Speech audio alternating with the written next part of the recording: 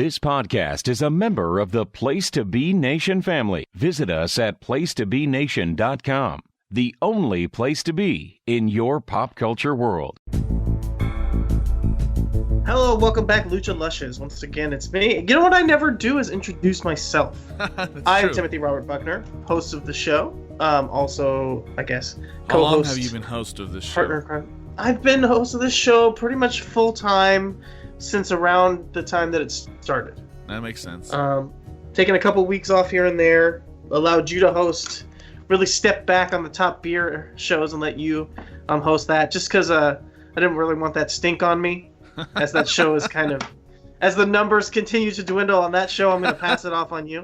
Okay, thanks. No, I'm just kidding. No, I just wanted to let you kind of have your thing. I know you also work on your other podcast, Story Germ. Speaking of, you, I should mention who you are, my co-host on this show, Adrian De La Torre. Adrian, how are you doing today? Good. Hello, everyone. Hey, Adrian. And so we have a special guest today who you heard chuckling a little bit there. And it's kind of interesting for me because I talk to this guy every week at this point. It's Pete Schirmacher from This Week in Wrestling, Titans of Wrestling, Space City podcast, regular guest on Place to Be Nation's Clotheslines and Headlines. I mean, the guy's all over the place. Pete, how are you doing today? Hey, you're doing fantastic, guys. Thanks for having me. No problem. Yeah, of course. And as I said, I was actually talking to Quentin, who, friend of the show, former guest, former co-host, and podcast host himself, and he was talking about having you on over on Psychology is Dead, and I said, well, geez, I can't have Quentin scooping my own co-host as a guest before I have him on.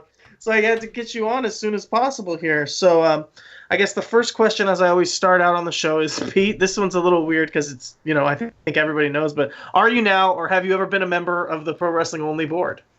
Not only have I been, I'm one of the mods. Yeah, Nice. You are one of the cornerstones of the site. I mean, your match reviews, especially when it comes to NWA On Demand, as we're going to talk about when we get through here, are a big part of the board at this point, and you always bring thought-provoking, interesting details. But I guess let's start it. When did you start to get involved in Pro Wrestling Only, the board, and when did you, how did it come about that you became one of the moderators? It all started when they were called New Millennium Blues, and this was, ironically, since we just finished up the top 100 greatest, or what was it, 100 greatest wrestlers of all time, right? Yeah, it was the greatest wrestler ever project. Yeah, I was invited over by JDW. It was like, you guys can't do top 100 on Smart Choice without having my hand on the board of shoe over here, and that's where I met Will. And I'm like, man, he has all these great comps, and he had just started doing these comps, and that's where I met Lost. Like, man, he had this great list of which he doesn't really do anymore, of his top 500 matches he's ever seen, and he'd do these reviews. And then I joined their board, the New Millennium Blues, which then turned into Pro Wrestling Only. And then the last year or two, I was just granted mod status. It was just like, here, Pete, Pete's a new mod, and that's how it was. Okay, and so from there, you were just kind of on the PWO board. I was. I'm sorry to cut you off. I've been on the PWO board, and then with Death Valley, we're like a kind of a brother-sister board with Death Valley Driver in a way. And the Death Valley Driver does these 80s sets. And before I was a mod, I'd helped I was helped on the Mid-South set. I was an active member on the World Class set. And I helped put together the greatest hits of Smoky Mountain Wrestling set. And right now we're working on NWA or Crockett and redoing the WWF one right now. And that's all under a double secret hidden portion of the board, or that only I think maybe 12 people have access to. Maybe 12 to 15 people have access to, and we go and we watch everything, every single ounce of footage of that promotion. So it's really a time-consuming process. So when those discs come out, I mean, there's usually 3 of us on the committee, and we go through everything, every ounce of footage, and come up with either the top 50, 100, or 150 matches from the promotion from the 80s, and that's what that's our project right now. Is most one is Crockett. Okay. I guess quickly before I get into what I wanted to get into now, the moniker Shoe. I'm guessing it's a takeoff on your last name, but I think a lot of people don't realize that if they only hear you referred to as Pete. But is that where it came from? You're absolutely correct. Me and my brother, I have a younger brother, and so in high school, because I was the older brother, I was Big Shoe, and my brother was Little Shoe. And a funny story out of that is, and then all our friends would call my dad Mr. Shoe, and me and my brother were always like SHOE, like the shoe. So one year for Christmas, my dad got us all football jerseys, but he spelt it SHU like he was a Chinaman. And I'm like, dude, you're just so not hip, man. That's totally not what the nickname is. It's based off the shoe, because no one could ever pronounce her name Schirmacher. So most people, like the coaches, would always go, "Hey, Shoemaker." So it's just something like that, and then everyone thinks Schirmacher means shoemaker in another language, while actually it means umbrella maker. Yeah, that's pretty good, actually. In German, yeah. Yeah, that's actually really interesting. Which is funny because I think my last name actually means something more like a shoemaker. I think it's a cobbler or something like that. A cobbler. So my last name is Buckner. It's German, and it means it's like a shoe person, someone who works with shoes. So I thought you came from a long line of buck-toothed people from Germany. I thought your family came from a long line of buck-toothed Germans. Is what I thought it meant. That's what it is. That's but I guess I'm wrong. But I did want to bring up, because you mentioned, kind of the amount of time that goes into watching all the footage from it. And one thing that maybe was a drop in the bucket when it comes to a time suck for you that just recently came to an end was Titans of Wrestling. But let's talk about the genesis of Titans of Wrestling. When did you decide to, or when were you asked, or when did you get involved with Titans of Wrestling? Okay. When it first started, it was Parv and James who quit the show after 14 episodes, and then quit it in a epic, like, you want to talk about burning bridges. That guy burned his bridges. He wished everyone died of cancer on Pro Wrestling Only, and it just went up in flames and like the weirdest thing ever. And but it started with those two, and they had a pretty lacking show. It didn't have any oomph. Parv is naturally dry, but he has a humorous side to him and a witty side to him. But James is naturally dry, and he didn't like talking. So he had this really weird dynamic, because Parv is the host, keeps on constantly tossing to James, and he really didn't have a whole lot to say. And so I had bought a set because I'm a collector of stuff, of footage, and I'm like, oh, this is all nice, big WWF set all put together, all in a chronological order. This is right up my alley. Because I'm a big matches guy, but I like promos, and I like to see the angles also involved with them. And the James set really did that really well. And so then he suggests to Parv, why don't we have Pete on, and Johnny Sorrow, and I think Parv suggested Kelly or something to that effect. And then the five of us started doing it. And at first Parv thought it was too many mouths to feed, and was gonna go, let's just rotate. We'll go with 3-man groups. Me and James always the constant. Bring one of you guys on. So and so, and after that talking went around, with that, it kind of dropped, and then we tried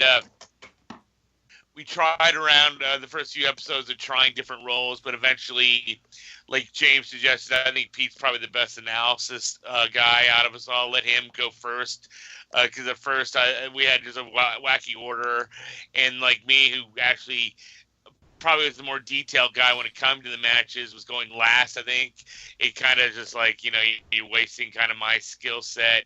Johnny's good at like, throwing in a weird ass observation or a funny joke or a quip. And so he was always good to go with second. And Kelly was never a big analysis guy, even though he does know a lot about it.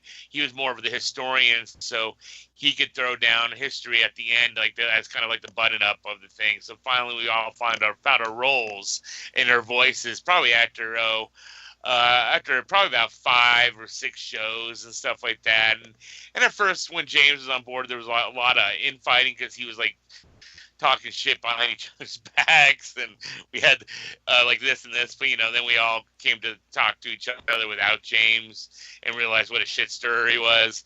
But then a couple episodes later, he just flakes out and wishes everyone dies of cancer in a horrible, just a disgusting, that's just a horrible thing to say. Yeah, that's really weird. I wonder, has he reached out to anybody at all that you know of to, I don't know, explain or if not apologize? No, but it was always just he always had a weird vibe about him. I mean, I don't want to. He decided to join Facebook, and yeah, we were always wondering if that was really his picture because he didn't. The only friends on there were us, I think, and it was just a weird dynamic type of thing. Interesting. That's an interesting thing. You guys did kind of hit the ground running once you got to what became the kind of the Titans, as you guys refer to it, the 4 of you, and as you said, fitting your own roles. But your role has always been really interesting to me, and it's a big part of why I enjoy doing a podcast with you, which if anybody's listening to this and hasn't listened to the other show, I would be shocked, but they really should check it out. But because I feel like I've really learned a lot about picking and critiquing matches, getting to talk to you about wrestling so frequently. But like, where do you think you kind of developed your process of critiquing matches, not just in the details of, the moves here and there, but also a lot of times in bigger picture stuff that I think that people miss? That's a good question. 1, I appreciate the compliment.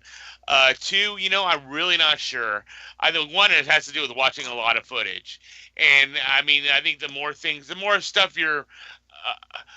the more things you can like observe and take in and you just observe, I think you can become more of an expert by watching things, and it's also something I've like, and it might be because I'm good at reading people and understanding things. I don't know. It's like I've always been really well at work. I work in retail, and I've always been really good at stopping shoplifters. Like, like people talk, like they use me as an example of being like being like loss prevention always talks about me being a monster when it comes to stopping shoplifters and getting product back and stuff. And I think the same thing with wrestling. I think it's which is interesting. It's just, I think it's just how my mind is wired in a way. In high school, and I played basketball, I was a solid starter in the starting 5, but that really I was actually a better 6th man, and my coaches realized it and benched me. And at first I was like, why are they benching me? I'm much better than the guy who they're starting. But it was because I was able to watch the flow of a game and pick out how I could best help my team to achieve a victory. If it meant me taking over and scoring, I could do that. If I needed to rebound, I could do that. I could watch plays develop and see tendencies, and then I would be able to help out. An example would be in basketball, there'd be a man-on-man full-court press, and we had teams would do this. I'd watch it from the sidelines. I'm like, okay, I can come in and do this and help. One example would be I would come in and set a pick on the point guard and really just honestly run right into me and almost knock himself out, but it would free up our guard for an easy layup. And that's something I might not have picked up all in the game, but by watching it, I was able to analyze it and do it and help our team. And I think it's the same way, weird as it is, I think it's the same way how my brain is wired when it comes to watching wrestling footage. I'm picking up tendencies of working the arm or going back to the arm or they're working the neck or what have you. and pick up on it and am able to analyze it. I think I'm analytical in that sense. Yeah, I find myself in some ways relating to a lot of what you're saying there. But do you find, okay, did you ever take a break from wrestling fandom, or were you kind of solidly a wrestling fan your entire life? I want to say I've been solid, but there's been breaks. Let's see. I mean, I was born in New York, and I didn't watch WWF then because I was way too. Or I was there for a year maybe. Moved to Chicago. Still don't have any memories of becoming a fan. My first memories were in St. Louis. Became a fan of St. Louis wrestling, and we got World Class Championship Wrestling on the religious station. Became a fan of the Von Erichs, who were also used as big stars in St. Louis. Moved from St. Louis to Texas into Houston, and that's where now I'm a huge NWA On Demand fan because that's the territory I kind of grew up watching in my heyday, and went to a lot of the matches there. And then moved to I graduated high school in 91 and went to college.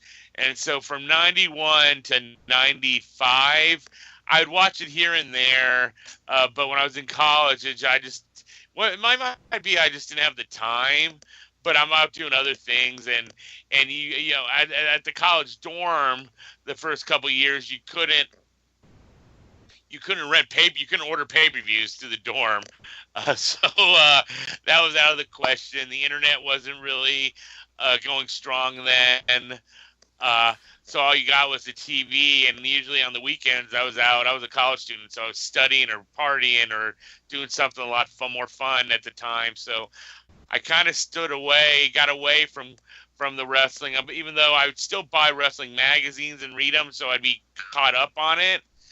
That was really when I really stepped away, and then I came back when I got out of college. I was living in I moved to Austin in like '96, and then that's when the Monday Night Wars really exploded, and with the NWO, and then I got back in, and then but I still probably from '96 on I was still I wouldn't say I was a serious tape trader, but I was a tape trader. But was when I met Will online is when I really got back into my hardcore fandom of it. So, I was going to ask about the magazines, and you mentioned it there. So, as like a way that you were keeping your kind of touchstone to what was going on, was there any specific magazines that you were kind of reading, or did you have subscriptions, or were you just picking them up like if you saw it at the newsstand? Pick them up at the newsstand. And in Texas, there really isn't newsstands. It's the grocery store. And so I was picking up like Pro Wrestling Illustrated, The Wrestler, those type of things. Okay. The aftermags, if you will. And you weren't subscribing to, say, like Dirt Sheets at that time at all? Nope. Finally in '96, I got saw a Meltzer ad in an aftermag, and you get. I think I'm trying to think what it was. But it was '96. I started subscribing. I want to say, and might have been even '95. But I can swear it was '96. I thought it was during the Nitro era, and he'd give you like 2 free ones if you bought a subscription of, and you'd buy them in 4s usually, or like I buy them a monthly. And so the first one you get a couple free, and then I got hooked, and I was pretty much on it. I was probably an Observer subscriber since '96, pretty much 90% of the time. Like every now and then it lapsed, and I'm like, oh, I got to renew type of thing. And then he went online, so then I got out of the print, which is much easier. For a while there, I always kept my prints. Now, since most of it's online, I don't have them. I threw them away. I might have a few like stuff in a drawer somewhere, but that's where I it's where now to wherever I write into Meltzer, he always signs I'll sign to say I send in a show review or show feedback, and I'll sign it Pete. He always puts Pete Schirmacher. He puts in the letter section or something. It's something wacky like that. Yeah, because I was gonna say that as you brought that up, I feel like it evolved from where I wanted to go earlier at this point, but I think we'll get back to it maybe at some point. But when you talked about getting rid of your print copies, and you obviously brought that up as something I was interested in, because that's another thing I think it's another place where I relate to you. I feel is that you do show some signs of nostalgia, but no real nostalgia for tangible items. Am I off base in saying that? Like you said, you just got rid of them because they're available online, and you weren't one of these people that were trying to hold on to keeping the print newsletter. Like as soon as it was online, you were like, "I'm going to get rid of this." Is that the case for you for most things? Yeah. If all my discs were online, I wouldn't have discs. I'd much rather the WWE Network, for example, have tons of house shows up on online where I'd be able to watch. I'd much rather not have discs cluttering my place where I live and stuff. There's certain things that I feel are replaceable. Anything like a print newsletter. I mean, you can. I don't need to have it in print. I can read it on my computer or my iPhone or my iPad or what have you. I don't need something like that. I'd much rather have my discs at the flip of my remote, as opposed to having to pull out a binder, have it labeled, and then try to look through and try to find the disc. Trust me, I'd much rather have it at my fingertips. There are certain things you can't replicate. Like, for example, I'm a big I like to collect autographs. It's something I did as a kid. Me, my father, and brother were always big autograph hound guys, and we'd go to we'd collect baseball cards, and like my father, we kept the collection at my father's house. He has this gigantic walk-in closet all dedicated to baseball card collections and autographs, autograph books and stuff with people's pictures in it. And now in my apartment, I have I have a Ric Flair. I have just so many different autographs, from wrestlers to Mickey Mantle to Star Wars guys to I was a big fan of the Highlander TV show, to a giant poster of Adrian Paul, Highlander Endgame. He was the Duncan MacLeod character, to Battlestar Galactica, all over from stuff. Just something I like. I like it as decor. Nice. Yeah, I know you're definitely into a lot of the kind of sci-fi and all that stuff. And actually, when we get into the second part here, I think I'll have Adrian kind of maybe geek out with you about some of that stuff, just because I'm not into it as much. But before we do, I guess it's the one thing that I'm like really interested now to get into, but it's like so multi-parted that I'm gonna have to like maybe ramble a little bit here to explain it. So I think I find that people get turned off on wrestling, and then we'll have that long break when they kind of either they get burnt out because they've seen so much, or they kind of realize it's not on the level, and it offends them that they think wrestling was something that they weren't enjoying properly, and wrestling itself was trying to trick them, and the people involved with wrestling were trying to trick them, and it almost shames them, like they feel like they were stupid for falling for the trick, rather than going like, oh, now that I'm in on it, I have a whole new set of things to enjoy about it. And as you talked about watching so much footage and that leading to the analytics, it almost feels like, not taking a break, not being that kind of person who ever got turned off by wrestling, because I'm in the same boat with you. I never had that issue. Like, once you've seen so much, you're able to kind of not be excited more or less by the moves, let's say. Like, you enjoy them, but you are more excited by what they mean in the bigger picture. And as you talked about being able to, like, pick up details about people's actions and people throughout, like kind of psychoanalyzing and doing that. Do you find that that's kind of the case, number one, when I was saying that, like, instead of getting turned off by wrestling by going, hey, this was trying to trick me this whole time, you went like, oh, now there's a whole new fun side of things to pick apart. And then that concept of kind of like psychoanalyzing things, picking apart little stuff. I mean, you mentioned it in basketball as a kid, but is that something that you find is a big part of your day-to-day life? Because I know myself, one of my biggest joys is to just sit around and kind of try to figure out why people do things that they do. Even people that I don't know, people on the subway, I'll kind of go like, why is that guy doing that? And I'll just think about it and talk it out in my head. Do you find all that stuff to kind of be the case for you?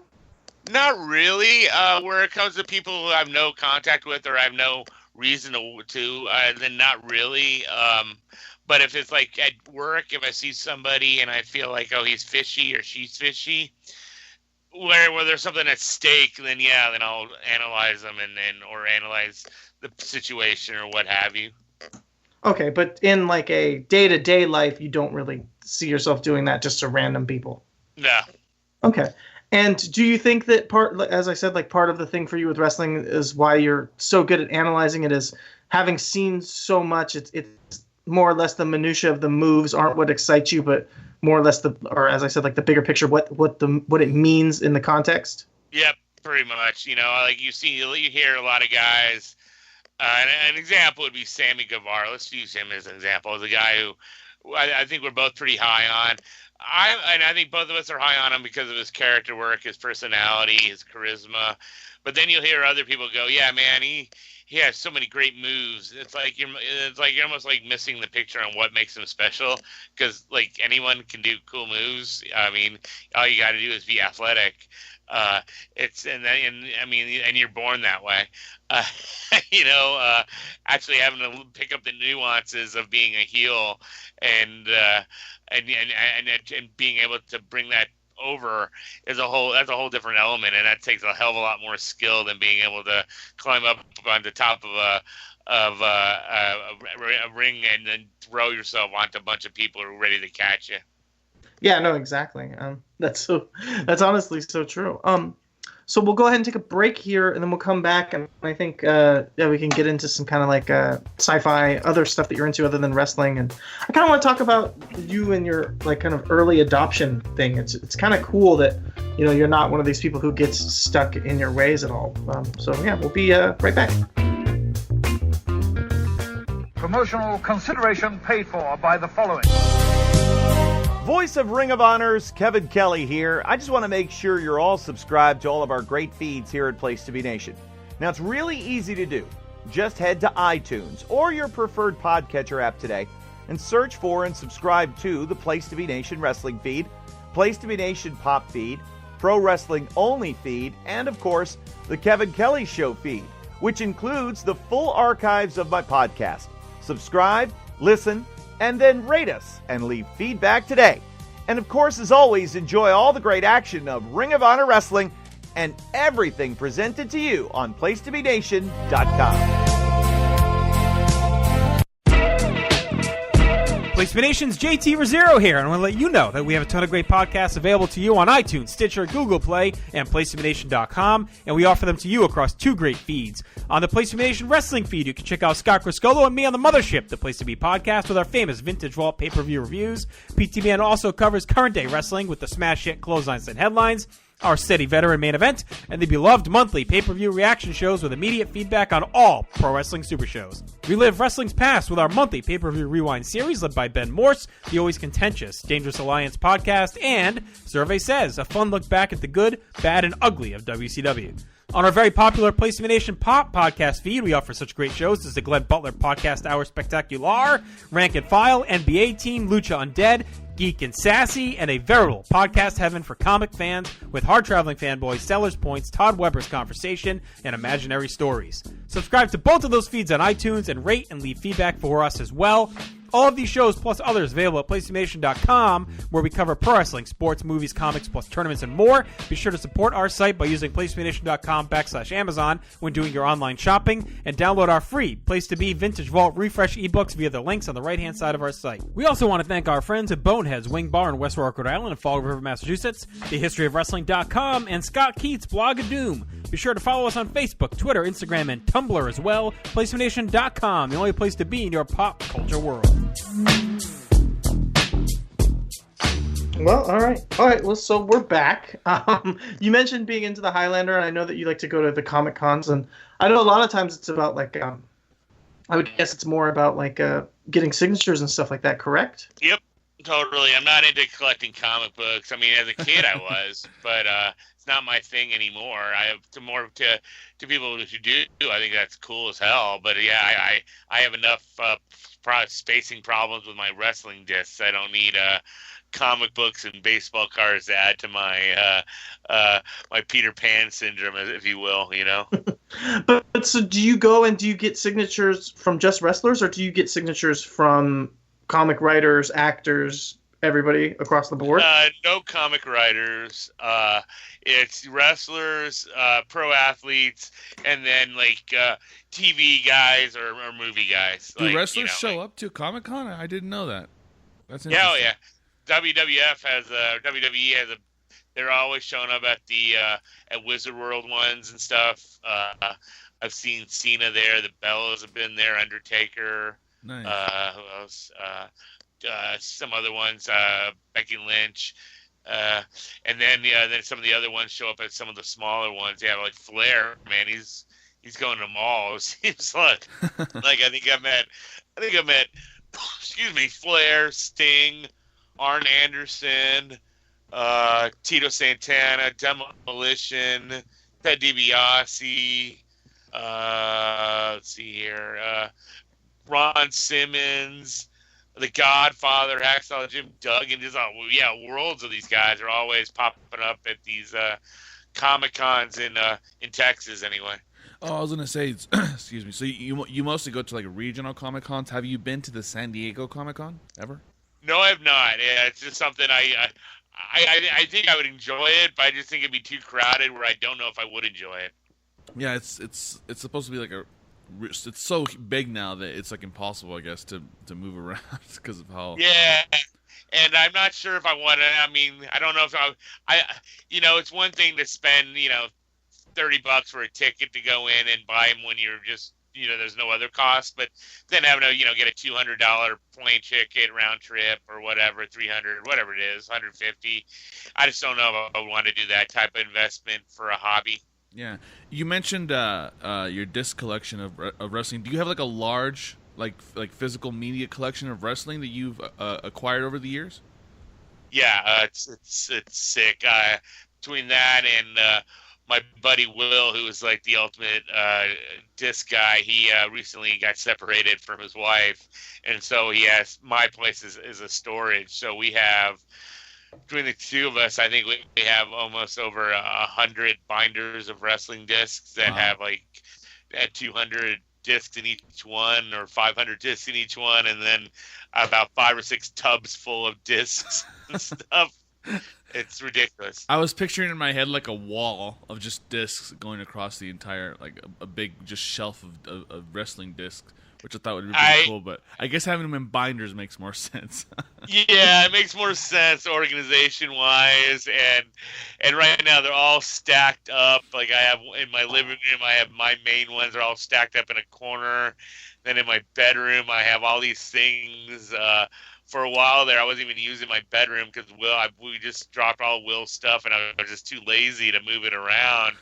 I'm like, man, what am I going to do with all this stuff? And I'm like, okay, maybe I can put it in the closet. And then I felt the closet, like there's a top shelf in the closet, but I felt it might crack with all the weight of the DVDs, and I'm like, I don't want that. And then everything come crashing down. So finally, I mustered the courage and created enough space, and now I'm back into being able to sleep in my bedroom. So how do you, like, if you want to watch, say, X show from X date, how do you like find it? Like, do you have a system on how to find stuff, or do you? Everything is listed. For example, say a disc. Let's say it's New Japan. I'll have it New Japan, and I'll have the year. Like the year, for example, one binder might be 1987 to 1989. Then I got to flip through it and find it. It's a pain in the ass. So. You sound like an archivist. Yeah, it is. It's a pain in the ass. That's why I was saying earlier I'd much rather have it on the flip of my controller and make it a lot easier. I'm all for streaming services when they have the content up there and you don't have to go dig through your disc. It makes it so much easier. But yeah, it's a nightmare. So the discs I'm more likely to look are usually on the top. And the ones that I know I'm never going to freaking look at, like TNA, are on the bottom type of thing. Nice. Now, you mentioned Star Wars and Battlestar Galactica earlier. This is something I can stick my teeth into. Which do you like more? Which franchise do you prefer more, Star Wars or Battlestar? Oh, Star Wars. I mean, it was me, my father, and my brother. We probably went to see the original Star Wars movie in the theater. Oh, nice. Good God. How old were you? Kidding you. Oh, I was 5. I think it was 77. Yeah. My brother was 3, and we probably went every weekend, every Friday and I think it was every Friday and Saturday, or every Saturday and Sunday for like months on end. I mean, we were there all the time. Before my dad must have just been sick of this movie because we wanted to see it. It was even when The Force Awakens came out. Me and my buddy went to the midnight showing on the night it opened, and we came out, and there was a news reporter out there, for a radio reporter, and wanted to talk to us. It was spoiler free, and so I told him, and I was there talking about, wanted to know my history, and I explained, I'll go with this background and how before the action figures were available, there was a picture of the cast in the newspaper, and I cut them out and put them up and then glued them to popsicle sticks, and they were my action figures until the action figures would come out. And needless to say, my friend's soundbite totally cut his. He never got on the air, and mine played because they loved that story. And I had people coming up to me because I've been told I have a unique voice, and people recognized it and heard the story, and they thought it was like just an awesome story and stuff. So I had probably about, I don't want to say like millions of people come up to me, but about up to 10 or 15 people who happened to listen to the radio the next day were like, "Yeah, we heard you were at the opener." I'm like, "Yeah," and they're like, "Oh, that story about the popsicle action figures was awesome." I'm like, "Oh, okay, that's cool." That really is cool. You got to see the originals when it came out in theaters. You got to see the originals before George Lucas mucked it up with all his special add-ons and stuff. Han shot first and all that. Yeah. Yeah. And I think Return of the Jedi might have been one of the first movies I ever went to by myself, or not with a parent, because I was 83, and so I was like 11 then. So yeah. I'm kind of jealous that you got to see the originals in theaters, man. That's an experience that, like, when I read about it online, like, I mean, people who are old enough to remember going to see it, it's like, wow, I can't even imagine what must have gone through your head, like, sitting there watching those movies, especially as a kid, like the best time to watch those movies. Oh yeah, they hold up now. 2, they were state of the art then, and I remember one of the times we went to the theater, they had all the guys like 3PO and R2D2 and the Stormtroopers and Darth Vader. They're all out front, and then it was like the coolest thing as a kid, because you're not. I mean, especially when you're 5, you don't think of it as like a movie.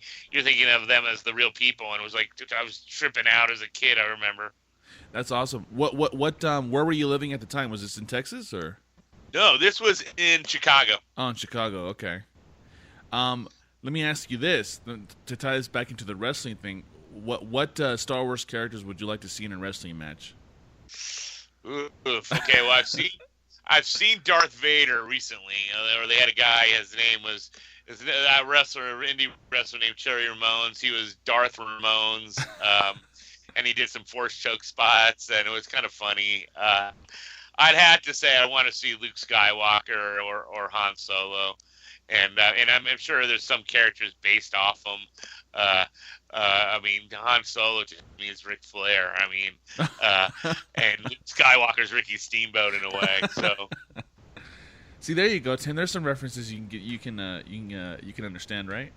Yeah, maybe I just need to rewatch these movies and think about it that way. That's hilarious. It's funny that you mentioned a wrestler that dressed up. Did he dress up as Darth Vader, or would he just change his name to Darth something? No, he had a cape, and he had the Darth Vader mask, and he had a manager who was supposed to be like the Grand Admiral. He was dressed as a Grand Admiral. Oh, nice. There's a guy here in the Denver area who's I guess he's a Broncos fan, and he dresses up as Darth Vader, but with Broncos colors, so it's like orange and blue. It's like, imagine an orange and blue Darth Vader costume that says Broncos on it. It's pretty crazy. He's like a local. People know him because you'll see him pop up on social media. I don't know who he is or what his name is, but I know it's the Denver Broncos Darth Vader dude. So that's pretty cool. You mentioned so you're not really into collecting, like, collectibles. Like, I was going to ask you, both of you. This goes to both of you, but especially you. You're not into collecting like those Funko Pop dolls and those little bobblehead things that you see, whether it's for Star Wars or for wrestling at all? I have one in my apartment. Actually, I have 2. I have Well, 3 actually. I'm looking at them. I have 1 Rey Mysterio and then 2 Hulk Hogan's. They're identical Hulk Hogan's ones, so I don't even know why I have 2 Hulk Hogan's. But yeah. That's it. So you're more about collecting the actual shows than like the like the fun little figurines and all that. You're not really into that sort of thing. Yeah, not my thing because one, they take up a lot of space. As a kid, I mean, I loved collecting like Star Wars action figures. I had them all. I mean, I remember as a kid at a party, we were recreating the Death Star blowing up, and we put firecrackers in the in their Death Star and blew it up and stuff. But as an adult, it just wasn't my thing. The action figures, because I think you just live, and maybe it's just not my. And it's not me trying to shit on it as a hobby. It's just I just don't understand it. It to me, you look at it once and there you go. But like actual footage, you can get the enjoyment of doing and looking at it over and over and over again, because you could always find something you missed or just bring you to a fun warm spot that you always enjoy type of thing. I was gonna say, is collecting figuring, is it not much of a wrestling thing? Because I see a lot of wrestling toys all the time, and like at Target in the toy section, I see it at Walgreens, those little mystery figurines, which I've actually bought a couple myself for wrestling. Is collecting toys and stuff like that not big amongst wrestling fans, would you say, or is it just sort of? I guess it just depends on the person. Like, what would you? I still think there's I think there might be. I know like Michael Elgin, who's a wrestler, he collects that stuff. It's just not me.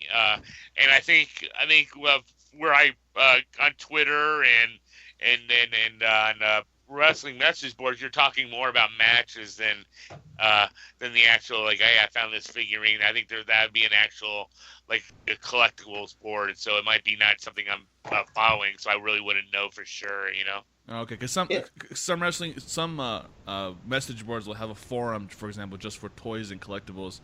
So I would assume there's probably got to be some wrestling message board that has a forum just for that, right? Because I see that a lot with Star Wars, especially. Like there's toys and collectibles, there's props, there's costumes.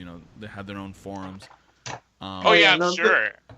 I'm sure. I mean, yeah. I mean, I'm sure there's an interest, because if there isn't, then one hell would be people making the toys. I mean, the people collect it. There's obviously for kids, obviously, but those kids become adults, and they need hobbies, and like they like to collect that type of stuff. Like my father, he's a big hates wrestling, but he loves his baseball, football, and he collects old his little office.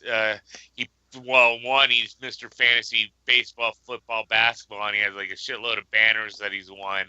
And his other things is he has he has like, I think it's 5 generations of Michael Jordan, and then he has the New York Knicks and there's one other team, I forget who it was, that he has of their figurines of that are really detailed, not like not like a toy, but more like a figurine type of thing. Yeah.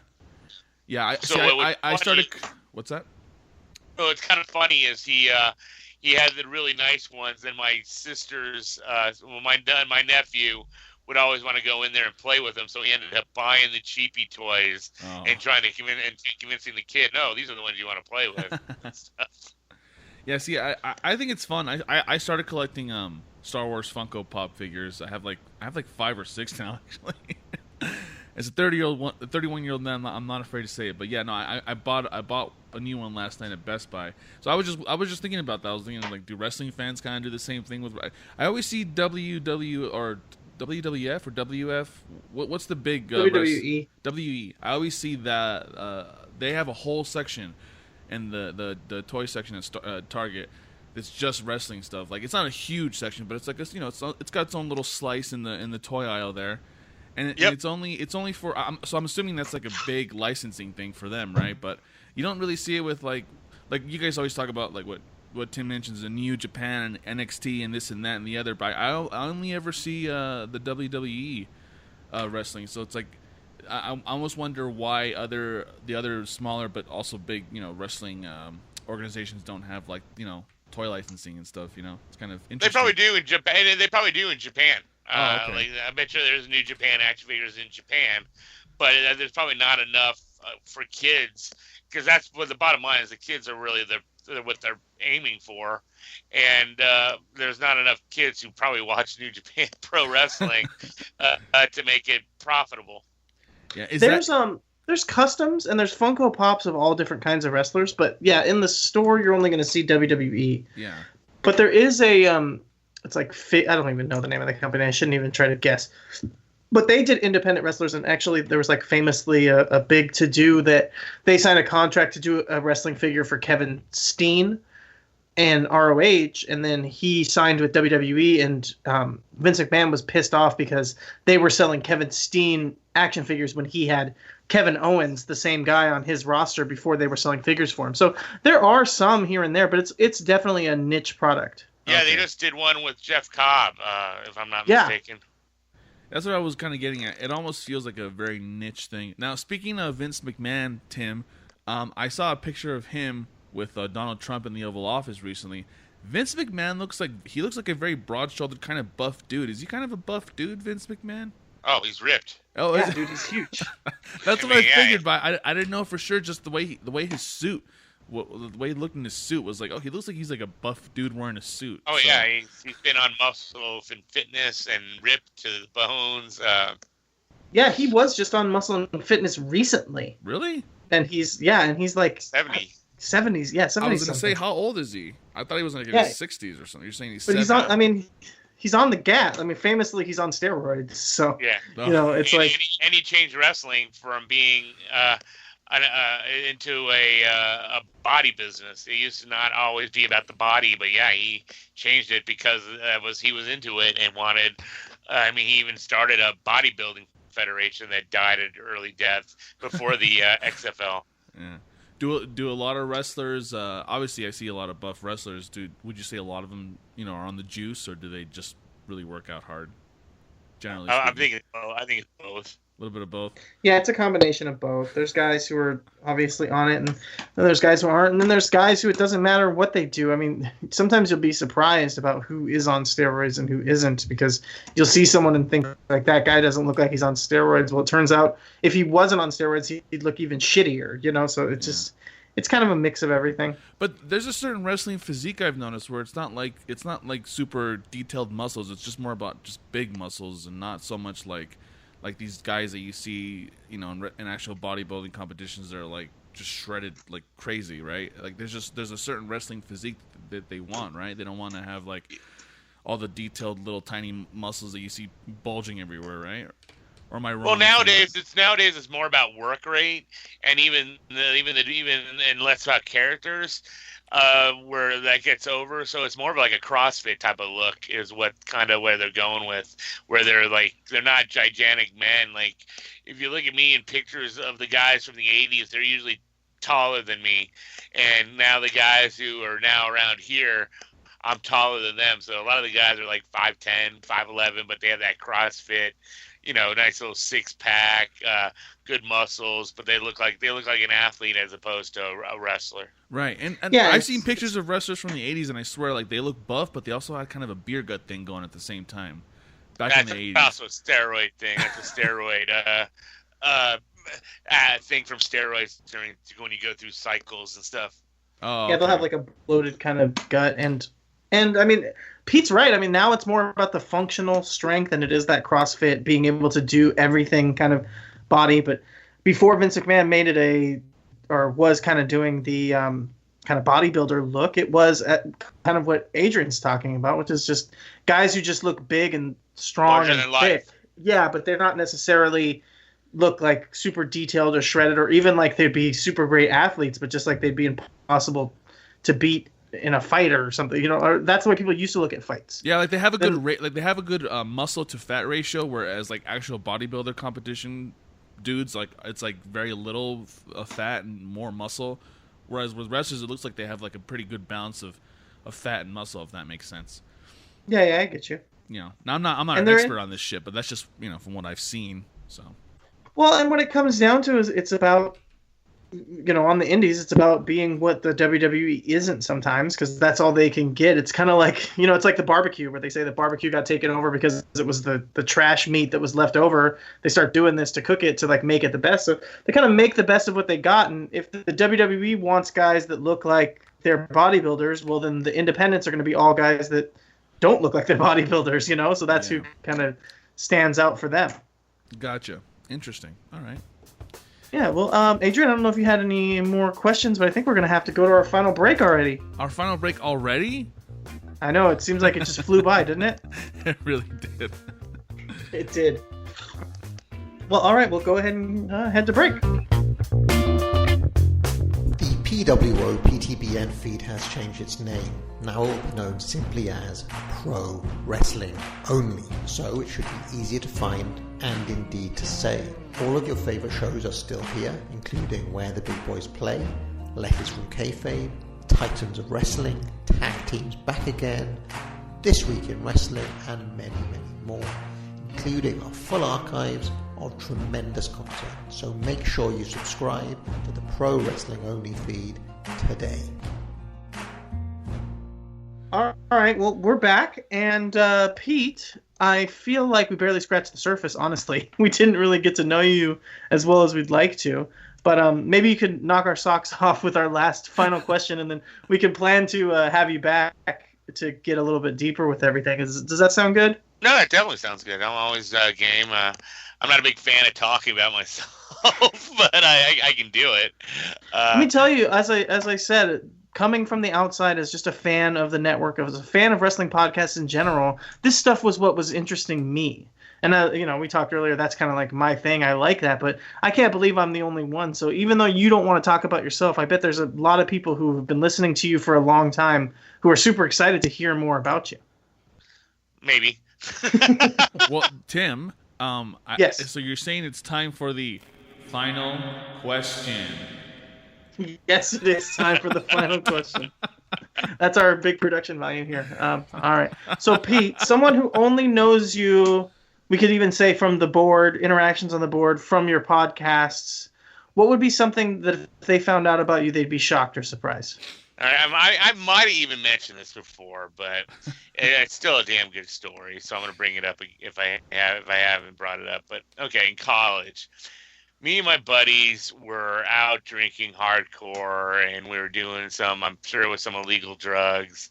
Had a wild night, and we were hungry, and we're making jokes about breaking into the college cafeteria. We're like, no. We ended up getting pizza, and we started playing pranks on one another.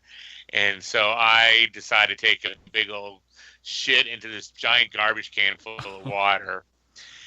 Knock on my friend's door. As they open up the damn door, the trash can falls down, and in comes is a big pile of shit on a floater of water. It floats into their room. And oh, jeez. I'm, of course, laughing hysterically, thinking it's the greatest thing ever. And of course, this is at like 4 o'clock in the morning, mind you, because we're just totally trashed. And I go back and I fall asleep, and those fucks, I guess, either grabbed my shit or took shit of their own and lit a pizza box on fire.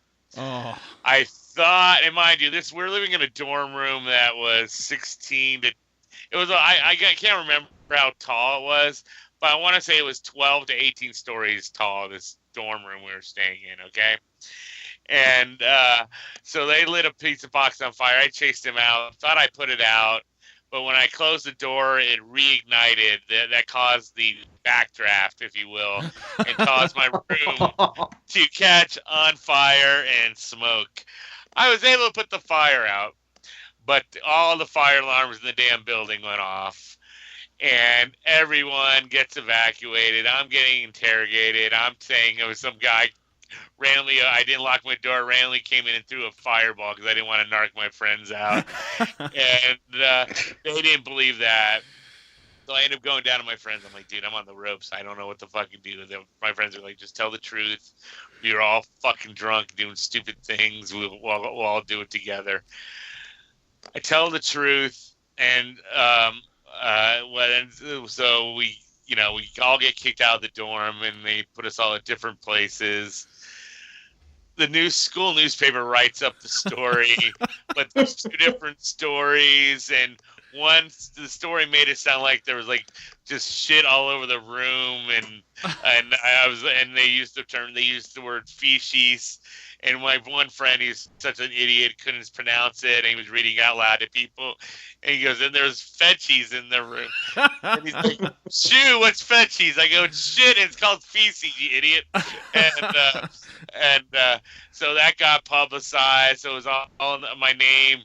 And they made me sound like the biggest lame loser because these guys were true freshmen, and I was a third-year freshman because in college form, if you take 15 hours and 15 hours, and so then you go to your next, then you become a sophomore. But if you don't have 30, I think if you don't have your 30 hours, you were considered a third-year freshman. I think I did 12 and 12 my first year in college. Oh. So I was a 20-year-old third-year freshman, so it made me sound like I was the biggest piece of fucking crap on the planet. And no pun intended. And so that's what ends up happening. I end up moving.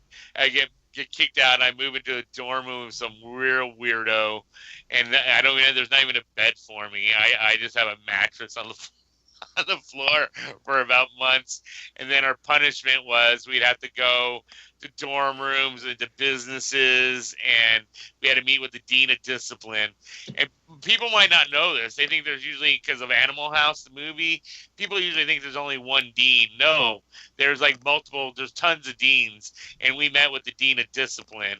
And our discipline was doing this community service of going out and speaking about the dangers of drinking and messing with fire. And when the places we were booked to go do it, my two friends end up saying fuck this. They quit school and transferred out. I end up getting all the heat. And one of the places I had to go discuss it was this at 8 o'clock, or no, I think it was like 9:30 at night at an old folks home. Talking about the dangers of drinking and playing with fire, and there was like one person there listening to me. It's terrible. So, all this because you guys just decided to fuck around, huh? Yep, all that, and it was just the worst. And I mean, we're still friends to this day. Me and all those guys, it was just really scary. And we were so just shit faced. We were like throwing like dishes out even before the prank started. I was on the ground floor yelling at them, and they were trying to throw dishes at me from like the 10th story, and stuff is shattering. Oh God, yeah. So it was that, and so and the worst part was my stuff. We couldn't take it all out at once, so every time I had to go get clothes or what have you, I had to get escorted up to my room where my old roommate was. And it felt like I was like the biggest criminal. Like I was like this. Like I was Al Capone or something. So that I don't know if I might have mentioned this part of the story. I know I never went into total detail about it, but there was something shocking that people wouldn't know. I like that the school newspaper wrote about it. That's some top tier journalism right there. Oh, here on not only did most of my classes were gigantic, so people wouldn't recognize it. But I was in a small theater arts class that only had 12 people, and the professor of that class was Larry Hovis. And if you guys don't know the name, you might know the show he was on, where he was a writer. He was a writer on that old TV show. If Johnny Sorrow was here, he would know what it was. With early Goldie Hawn was on it. I can't remember what it was, but he was a writer on that show. And he was later, if you saw it, I'm sure you might have heard of Hogan's Heroes, maybe. Yeah. He played the guy with the weird hat, and was a regular on Hogan's Heroes. What was his name? Larry something? Huh? Larry, what was it? His name is Larry Hovis. Hovis, and, okay. And he's passed away now. But when I came in, they all had the newspaper up in their faces, and I'm like, oh, shit. And they're all laughing at me for about the first half hour of class. This was, where was this? Where were you going to school? It's now called Texas State, but it was Southwest Texas when I went there, and this happened, I guess, in 92, 93. Right, wow. That's a phenomenal story. Yeah. I wish you would have kept the paper so you could like frame it, just to have it. I had it for a while because I thought it was funny, but my after the fact, my mother was just mortified when I like showed like a relative it once, so she made sure she got every copy and destroyed them all because she's big on not embarrassing the family. Wow. Your mom's real big on not embarrassing the family, huh? What's such a prude? Yeah, if you do embarrass the family, make sure you hide it so the rest of the family doesn't know about it. Yeah, exactly. Oh, jeez, Pete. That is fantastic. Well, I don't know if there's anything else you want to plug, Pete, and thank you so much for being on the show, obviously. No, just, follow me and Tim over on This Week in Wrestling Indies International. Me and Johnny on Space City and NWA On Demand podcast. We'll be recording later on today, so that'll be dropping later this week. And you guys, I was on Clothesline, on the last Clothesline and Headlines, I think on the last stanza, interviewing Brad Stutz from CWF Mid-Atlantic, and he was the play-by-play guy. I mean, it was the head lead announcer over at Scenic City Rumble this weekend. So we go into some interesting booking talk and stuff. So check it out. Nice. Adrian, is there anything you wanted to get out to the people before we go? No, just Go follow up. ahead. Go ahead. Oh, yeah. Follow me at Titans of Wrestling on Twitter. There we go. Follow us at Lucha Undead. Follow me at Della Boots. Follow my other podcast at Story Germ. And that's it, Tim. All right. Well, I want to give a shout out to Mario Cecito for doing the artwork, not just for Space City that he just recently did new artwork for, but also for my show. We'll do it live, which a new episode should be coming out here sometime this month. Got everything kind of in order to record. Just Didn't need to he actually do our logo do it. too?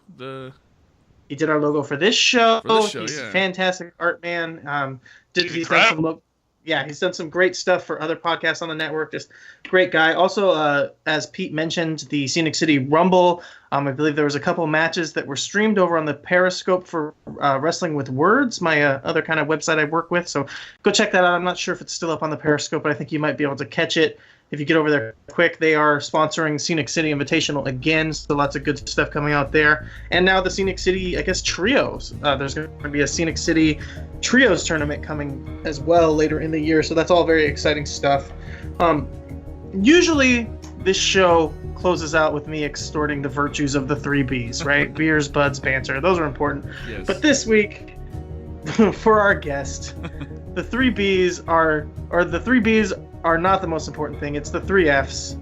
It's good friends, good fires, and good feces. Good night.